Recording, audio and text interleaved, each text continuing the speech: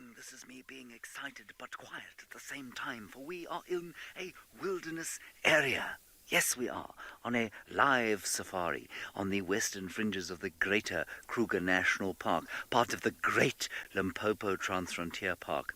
I am Jamez Hendrai. And on camera today we have got the vastly beefy Mpo. An impressive collection of tattoos he has, intimidating. And we'll go back to these lovely impala and wildebeest. I hope you're all very well wherever you happen to be found on planet Earth today. If you're an alien, perhaps watching from another galaxy, welcome. Lovely to have you with us on board. We are on the clearings outside of our camp, hoping that one of these impala or one of these wildebeest is going to start snorting violently because they have seen a leopard. Yes, okay, we've got the male line. It is Mohawk, so it is, of course, the remaining Avoca male that is going into Little Gary now. Unfortunately, we just caught him right at the end, yeah, but it is Mohawk, and we are in Little Gary, Gary Main at the Weaver's Nest. Oh, I was hoping he was going to maybe come on to Juma, but it seems like where we are now is exactly where the hyena den, the Juma clan den site is. It's just to the east of us. So this is exactly where he's going in now. So, no, it's just him. I don't see any other lines here. I've got other lion tracks on the road. So I wonder if he's not following. Maybe you can see he's very, quite, like I say, he's got his eyes and ears pointed directly south from where he is now. So I wonder if he's not picking up on other lions around here. Joshua, yes, definitely. I mean, not always the case, but I mean, like those in Kuma, there's sub-adult males. I mean, it's this is the fathers, so it's pretty much the same genes, or it is the same genes. And so, yes, it's happened many a time before where you'll find that the father all of a sudden is by himself and he'll join his sons as a coalition.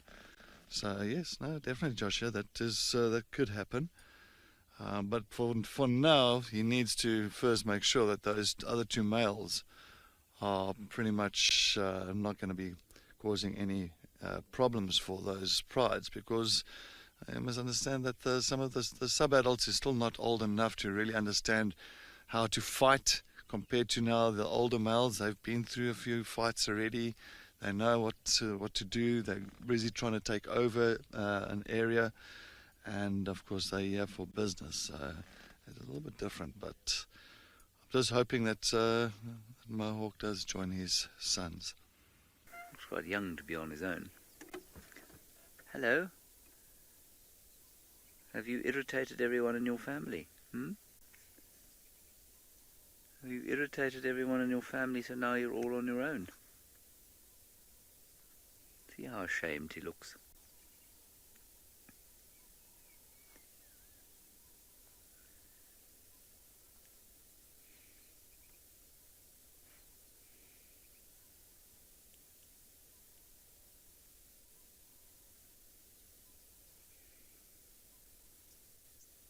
Lovely bird song. You may be able to hear some of the doves, the emerald spotted wood dove, or Shivambalana as they call it in Xitsonga. Shirila Shivambalana. We've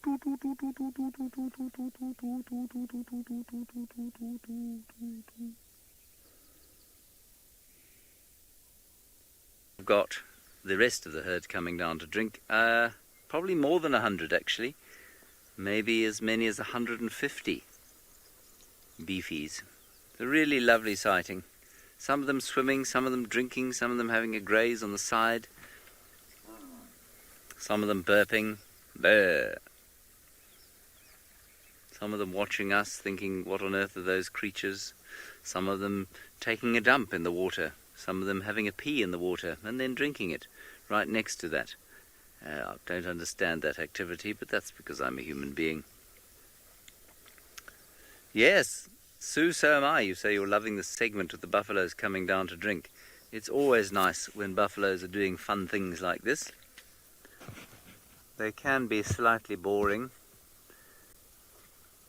and many of the times that I have had a safari guest say to me, "Oh, I want to see the big five," and I say, I try not to sigh and wheeze when they say something like that, and I say, all right, well, we'll find the big five, and eventually we find some buffalo or one bull lying under a bush or a couple just grazing, and they kind of look very disappointed, as if they were expecting something else, because not everybody gets a lovely buffalo sighting like the one we're having here.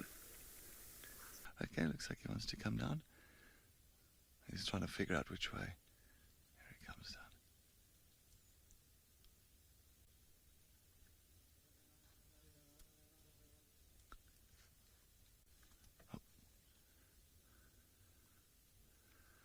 There he goes. This is almost like steps for him.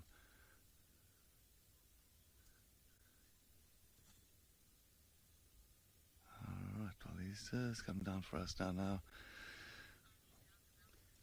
Okay, let's see what we can do here. We have to try and see if we can follow. Alright, he's coming up to a termite mound now. He has a hole here in this termite mound. He's just sniffing.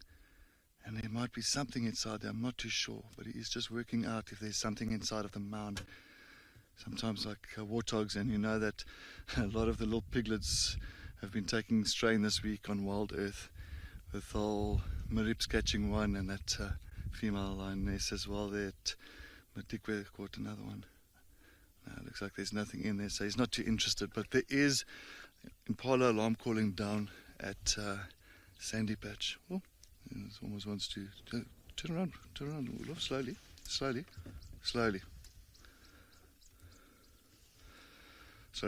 just Tavangumi just gave Olaf a bit of a snarl there. But he's so tall.